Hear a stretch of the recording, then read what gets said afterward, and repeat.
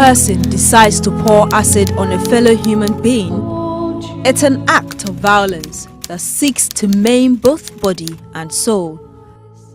An acid attack leaves most of its victims with life-transforming physical and emotional scars.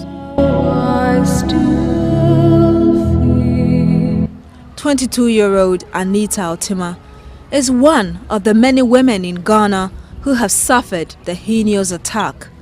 She lives at La Paz in Accra.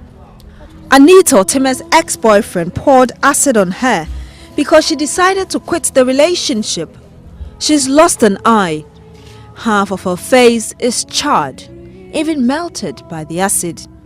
Her facial skin literally pouring down her cheeks. Her right arm has become immobile.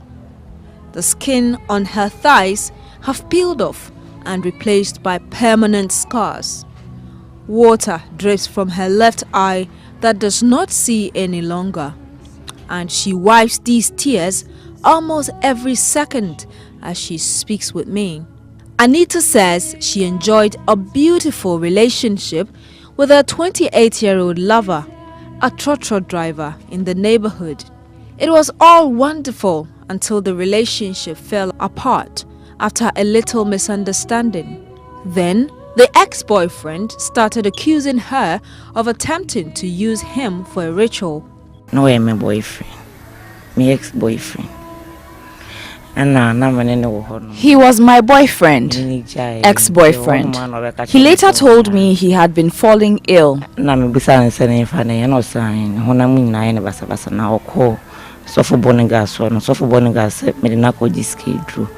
He said he had gone to a pastor who claimed I had used him for money rituals, which meant that he would die before I got the money. It's like onube one son is canavent. That means so onube one my man is cadenes who be coming in.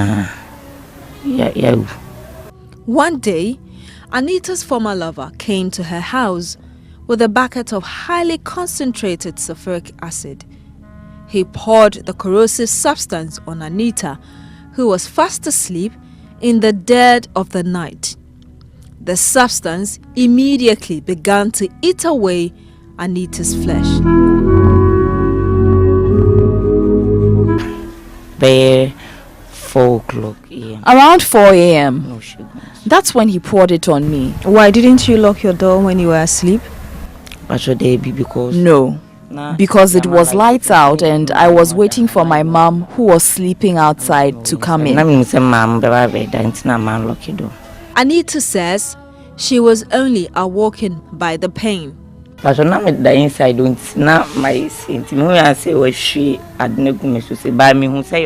saw him pour it on me. My skin started burning. I screamed, and my mom and other relatives came in to help. They poured water on me before they sent me to the hospital after taking the police form.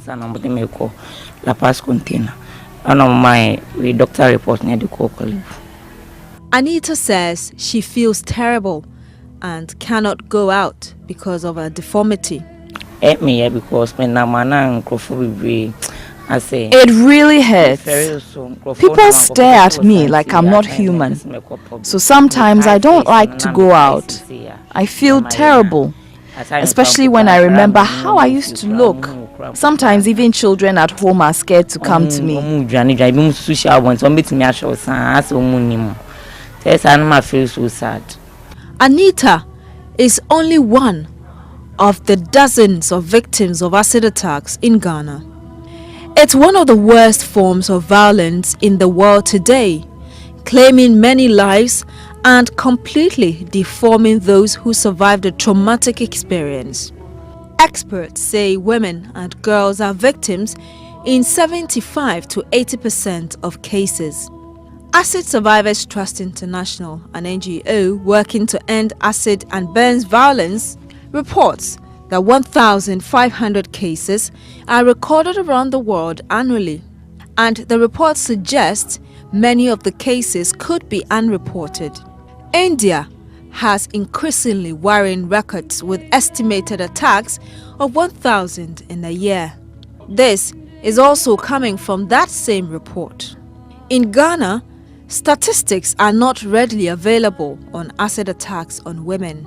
The Domestic Violence and Victim Support Unit of the Ghana Police Service does not have data on these attacks because victims often do not report them. But the director of the National Reconstructive Plastic Surgery and Burn Center at the Kolebu Teaching Hospital, Dr. Opoku-Wariampoma, says an average of 10 severe cases are brought to the center every year. More than 90% of Dr. Opoku-Wari's acid attack patients are women, and many of them die. Over the last 2 years, we have had averagely yearly about between 8 and 10 cases of people who have had acid or chemical related injuries. And I'll say that more than 90% of these are from assault, meaning that it was somebody intentionally poured this chemical on them. And in majority of the cases as well, it's usually from relationships that have gone bad. Which kind of victims do you usually receive? Unfortunately, majority of the victims are tended to be women. Why is that the case?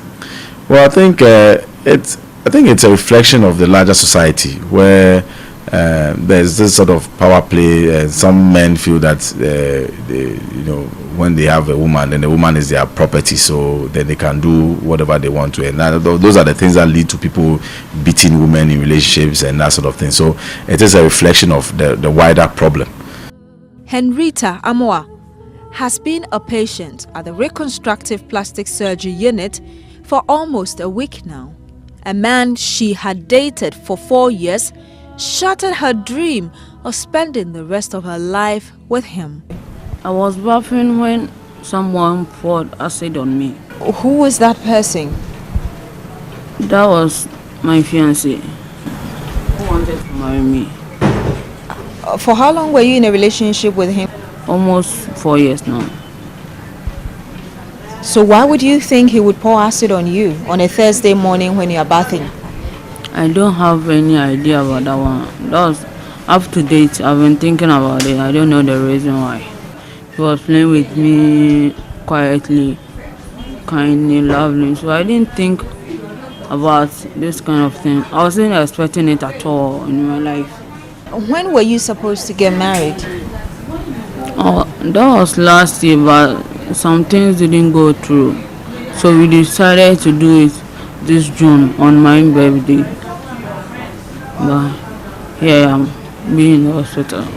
Henrietta was a very beautiful woman. Today, she struggles to live with the fact that many people find it difficult to look at her twice. Henrietta finds strength and hope in what her doctors have told her, that she would be all right. They said it will be well, so I'm hoping it will be well. Do you see all right? Yes, for now I'm saying, unless they used to apply a medicine, I don't know the name of it, but it's like a glue. If they apply it on it, I can't see clearly, but if they clean it, I can see everything clearly. Anita and Henrietta will forever live in pain. Pain caused by men who once professed undying love for them. But how does love turn so sour to the extent that men contemplate and inflict life-changing pain on their partners? Chief Psychiatrist Dr. Kwesi has some answers. It's a sign of the person having, if I may say, a little problem.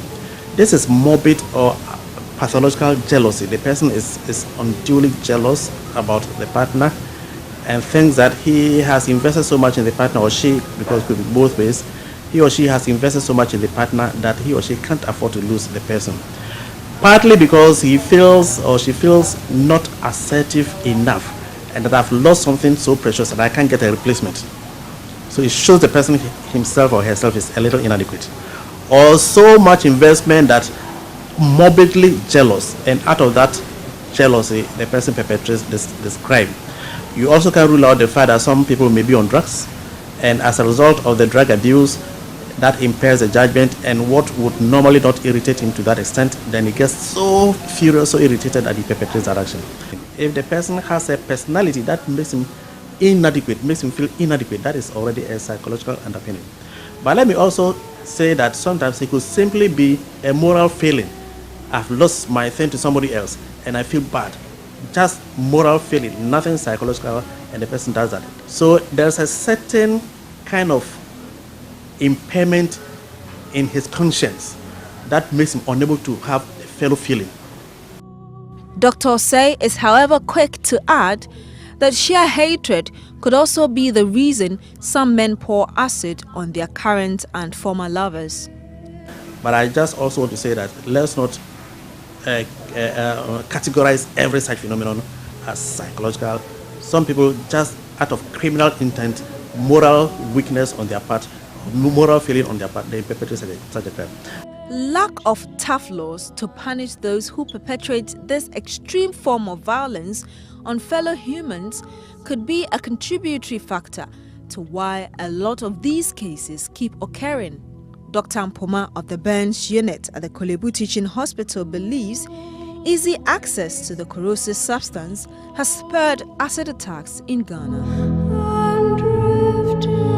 Mechanics who work with car batteries and other some of these related industries, they get easy access to some of these chemicals, and so then when there's a problem and they don't control their anger very well, then they use it as a weapon against other people, and this visits very terrible consequences on the victims, because especially when it gets poured on your face, the acid or alkali is very, very corrosive. And so you get, apart from damage to the skin, you get damage to the eye. For most of people, once it gets into contact with the eyes, it tends to cause scars on the cornea, and the cornea has to be transparent. So once they get scars on the cornea, then the people lose their sight. His sentiment is shared by security analyst Dr. Kwesienin, who believes the system has been relaxed for far too long in Ghana. Several years ago, I was contracted to do some work, and as I traveled around this country, I noticed that people were selling all kinds of things.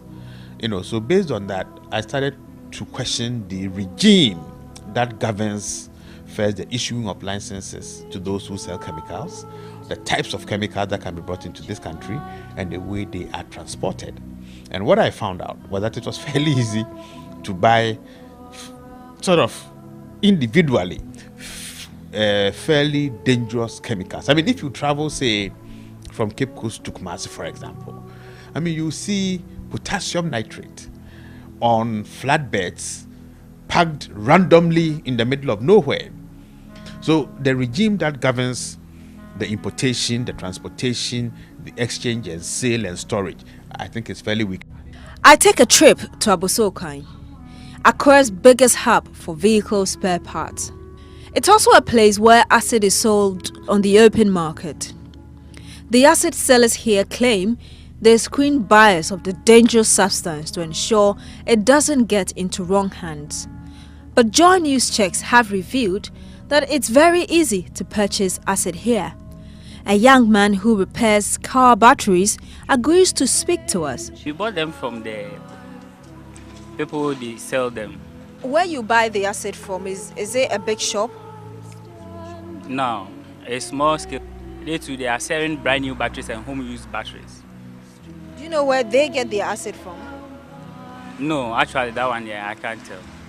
Are there times that people also come to you to buy the little one you've gone to buy? Yes, but if you don't know, you will not sell it for you. You know that this body, our human body, we can have some infection and acid can cure it. Some infections like eczema, foot rot, but you can't use raw acid for that precaution, you see. But are there times that people have come, they get for some of these diseases you're talking about? Yeah. The Environmental Protection Agency, EPA, is responsible for certifying companies which use acids in the country. But the agency is itself handicapped in monitoring the sale and distribution of acids. If you take EPA, for example, we don't have the numbers who are all over the place to go around. Even we have only, so far we have regional offices and few district offices. The EPA now intends to collaborate with the security agencies to clamp down on unauthorized retailers of acids in the country. Now that we know that there are people who are misusing the chemical, it's not only EPA, we will team up with the Narcotics Control Board, and even it's a national security thing. So basically nowadays, even because of the conventions like the Chemical Weapons Convention, we work with the national security. So these things we brought on board, and with the cooperation of our stakeholders, particularly the national security and the national NACOS. Yes, NACOP, yeah. We will go around and then clamp down on these activities. This clampdown must happen sooner to save women from injuries and deaths. Most people who attack with acid target the faces and other vital parts of their victims. They are often bent on leaving their victims with marks that will last forever. Psychologist Adolf Ewukubekwin explains why. You know, it fits into a certain mindset that says that women are seen in a certain way. It is women who are branded witches, and wizards are celebrated as being more powerful. So it is a form of gender-based violence. We need to really put it in that perspective.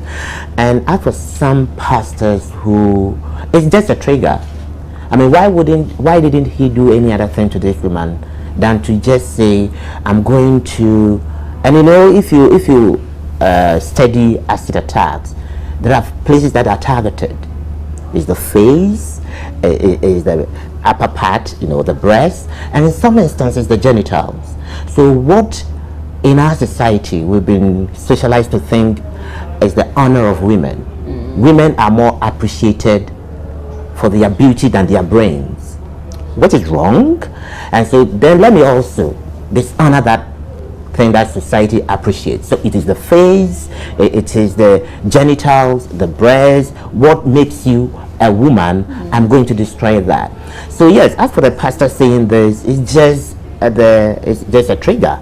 But what informed his action is actually the thinking he has about women, and that you are mine, and if I am not doing well, then you also must not do well. And the beliefs we have about women, you know, if you think that a woman doesn't have the right to say no to my proposal, and most of these things is as a result of women refusing to go along with guys, because in some instances they want to pursue the education and it's not time, so she feathers on, she moves on, and the guy doesn't understand why. It is a threat to a guy's ego to suffer rejection. And so a lot of the work must be with guys. Acid attacks leave devastating effects on their victims. Many go through serious trauma. In many cases in Ghana, perpetrators are not found and brought to book. For instance, in the case of Anita Otima, it's been more than a year since the attack on her, and the police are yet to find the culprit. I decided to visit the Tesano police station in Accra, where the acid attack on Anita was reported. I am accompanied by lawyer Kofi Bentel, who has decided to take up a civil case in court on behalf of Anita. At the station, we meet Divisional Police Commander ACP Francis Aboajinyako, who rejects suggestions the police have abandoned the case. The intelligence said we could locate the suspect at Somena or in Koko, and then we went there. The intelligence could help you achieve your target or otherwise. That's interesting. Somebody would question the credibility of your intelligence then if you depended on it, moved to these places, and yet you were not successful. Yes, you are right. But with intelligence, it does not mean that when you gather, you'll be able to achieve. At times, you achieve your targets off right, but at times too, it goes off target. Some people think that the police have failed to do their job. We've never failed. You are professionals. The sad thing is, Most of the people who are attacked are very poor and are often unable to afford the cost of justice, as well as corrective surgery. Lawyer and gender activist Sheila Minkapremo says the Domestic Violence Act caters for such victims. Such an action amounts to a crime. It's an offense against people, it's an offense against the state. So invariably, all such cases are reported to the police so that criminal action would be taken. Yes? After the criminal action, depending on the level of disfigurement, it's possible for a person to also pursue civil action for compensation for the harm suffered, etc. Invariably, most of the people who suffer such injury, are not people who can really afford to have a full hog civil action. But the good thing is that things like that can be adequately addressed with the Domestic Violence Act. But security analyst and head of research at the Kofi Annan International Peacekeeping Training Center, Dr. Kwesi Enin, says that is not good enough. No, that's not good enough. You see, because when you disfigure somebody, the mere fact that you deliberately decided to use a dangerous, corrosive ingredient should not come under the domestic violent law. No. This is like saying, I've gone out there, bought a locally manufactured gun, and in trying to shoot you, I wasn't that effective, but I disfigured you. Okay? It wouldn't come under the Domestic Violence Act. The poor regulation and the ineffective laws mean more women suffer such attacks, sometimes perpetrated by other women. Rosina Boating is a 25-year-old bread seller at Begbeise, at Dansoman in Accra. One of her customers poured acid on her breast and stomach in February. Her crime? The customer did not take kindly to a comment she passed about her.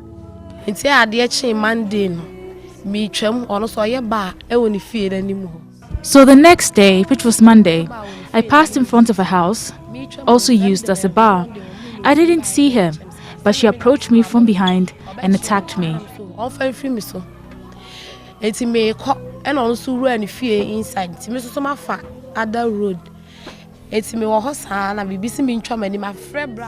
I took some steps away and turned towards her. She got closer to me and poured it on me. She fought me again. Then passers-by told me I was hurt. I checked my chest and my clothes were torn.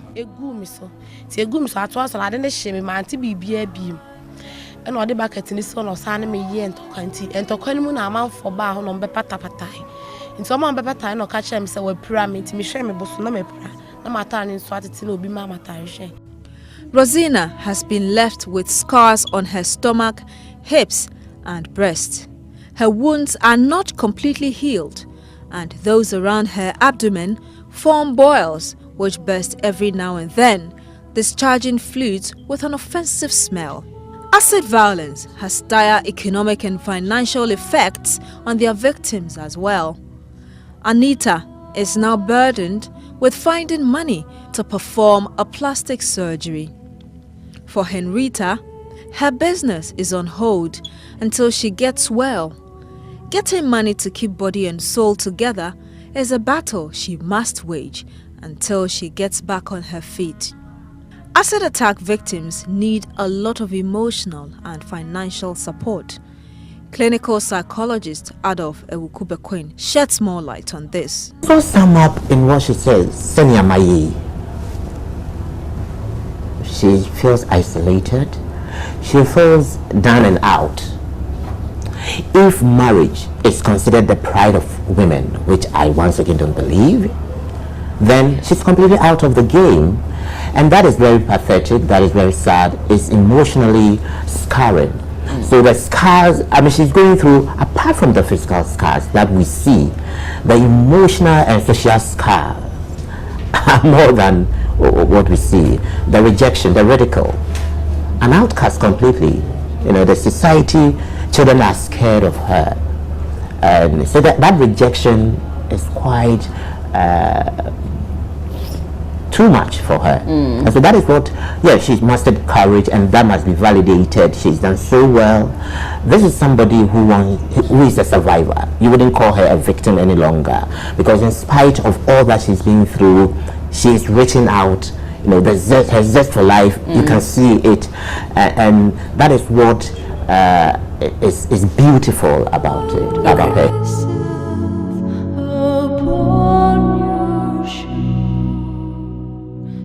Inasmuch as it is hard to perceive what is in the minds of people, Chief Psychiatrist Dr. Kwesi Osei says women must not allow love to blind their sense of judgment, which could save them from these heinous attacks.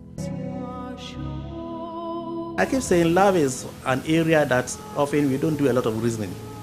So you see something wrong and you are overpowered by your emotions, the love of it, and therefore you trivialize. Somebody will see and say, but the things that you know your man, you're human, you know how this person normally behaves. If some conduct comes which is outrageous, what you judge as outrageous, that should certainly tell you there's something amiss. A woman or a man starts battering the wife. You've done something and maybe I disagree with you, I get a little angry, upset, that's fine. But to the point of assaulting you or battering you, maybe with an instrument, knife, belt, these are signs that don't wait for too long. But that's not all.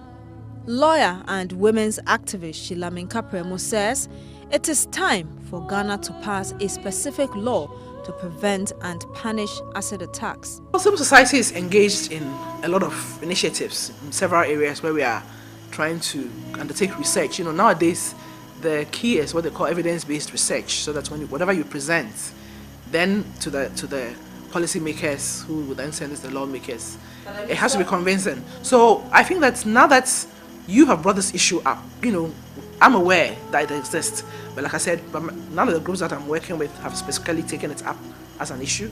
But now that you're bringing it to our attention, we could work together. You could give us a pictorial, you are tracking the matter, we could get some more information from DOPSU, the Domestic Violence Victim Support Unit, and then we could put together a paper. Security analyst Dr. Kwesi Enin agrees. Fertilizer, for example, different types of fertilizers in different combinations and formulations can be extremely dangerous. And some of the most spectacular bombs that we have, or explosions that we have here, I mean, the major base was just fertilizer. You know, so I think, yes, there's a need for a stricter control regime in this country. As people call for the right thing to be done, 22-year-old Anita Otima continues to struggle with her thoughts. She fears she may not find love again. Look at how I look. Who would love me? It's not easy finding love of late. Security analyst Dr. Kwesi Enin says more needs to be done and it should be urgent. And this attack must raise our consciousness. All political parties must raise their voices against violence as we go into election 2016. And I'm happy that the former ECOWAS chair raised youth unemployment as a potential security threat. Unfortunately, we haven't taken youth violence, youth unemployment, and the nexus or possible relationship to crime and radicalization seriously now. But I think our leaders must consistently begin to dissociate themselves, the organizations that they lead, from these acts of violence. Article 12 of the United Nations Convention Against Illicit Traffic in Narcotic Drugs and Psychotropic Substances gives the Narcotics Control Board of Ghana the power to control the importation and distribution of a number of substances frequently used in the illicit manufacture of narcotic drugs or psychotropic substances. This means that even though Ghana does not manufacture acids, it is the responsibility of NACOP and its agents to monitor how a number of acids, including sulfuric acids, are distributed in the country. Two assistant narcotics analysts at the Precursor Control and Forensic Examination Support Unit at NACOP admit the board is barely able to live up to this mandate. It's a very tedious job. You cannot go down, deep down that's the channel. You know, it's a chain from the importer to the broker to the retailer and another retailer and all that. Beyond this admission, NACOP says the problem of the illegal use of acid has more to do with the distribution channels within Ghana than its importation. I think with the acid, the one that was used in this recent assault case, I think and a few others, most of them are sulfuric and hydrochloric acid, and most of them are used on car batteries. So even when we monitor to that, and then you sell out the car battery to the person, that person can fetch the acid from the battery and use it. NACOP says people who are licensed to sell chemicals like acids are advised not to sell to people who have nothing to do with acids. They submit returns to us quarterly. So if you tell me that maybe in February this person bought an acid, the person might have already caused the harm. So we have empowered the retailers to be able to fish out the people that they are suspicious of and not sell to them, letting the people, the dealers, the people that we give the permit to be vigilant, more vigilant. But it is clear that the advice is not being adhered to completely. This is not the only thing to worry about. Joy News has learnt that a number of tertiary institutions import acid directly for their work. Documents we have seen suggest that it took a notice from NACOP last year to get these institutions to allow the operations with acids to be monitored. Again, although the science departments of some senior high schools buy acid from registered stores with accompanying letters from their schools, our investigations have revealed that some students steal the dangerous liquid, which could get into the wrong hands. How each and every bottle of acid is accounted for is a question for these institutions to answer. This is compounded by the fact that the law in Ghana is not specific on acids, giving some sort of leeway for people to easily sell it. Sam Edukumi is the head of Chemicals Control and Management Center at the Environmental Protection Agency, the EPA. Pesticides are more renounced in this sense. So you see a lot of pesticides being controlled around because the law specifically gives all the procedures for controlling of pesticides. Whilst the security agencies try to do what they can, which seems to be insufficient for now, people may continue to get this acerbic substance and harm their fellow beings. Already, 22-year-old Anita Otima, who has been blinded in the left eye by her ex-boyfriend in an acid attack, is unable to contain the pain that has come with this attack. She says she feels terrible and cannot go out because of her deformity. Because when I say it really hurts. People stare at me like I'm not human. So sometimes I don't like to go out. I feel terrible, especially when I remember how I used to look. Sometimes even children at home are scared to come to me. NACOP believes it is time to step up education. We are educating. It's about education. Aside the precursor unit, we also have our education unit. So they go out to schools, churches and all that and educate people on the dangers of narcotic substance. So they also chip in this acid issues too. For the Environmental Protection Agency, it is time to have serious meetings with the licensed companies to help in scrutinizing the distribution of acids in Ghana. We only permit them for a particular purpose, not for sale to the general public or per se. I'm sure when we contact or when we deal with these companies that I'm talking about, we will really find out the way how best we can deal with the situation. EPA says it will also push for a specific law for acids too. We will push for a law on pesticide or on industrial chemicals, just as we have for the pesticides. Yes, that is part of work that we are trying to do. There's no need waiting. If it happened to one, it could happen to many. Remember, Anita Otima is burdened with a need to find money for her surgery. She cannot step out of her home because of her deformity. Henrietta Amwa is struggling to understand the reason for the attack on her life. things must change, and the change must begin from now. These women urgently need help.